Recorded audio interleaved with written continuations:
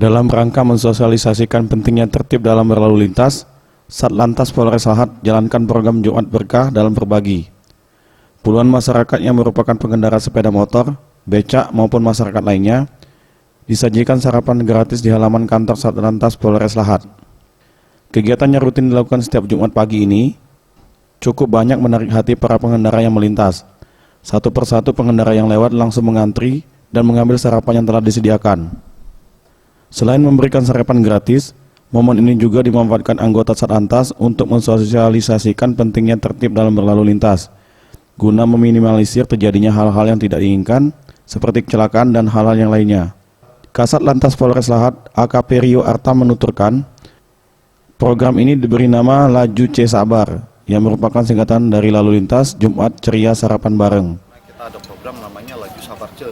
Itu lalu lintas ceria sarapan bareng dengan masyarakat. Jadi rutin kita laksanakan setiap hari Jumat pagi, mengajak masyarakat khususnya pengendara ojek, beca maupun masyarakat lainnya untuk sarapan. Kita sediakan sarapan gratis.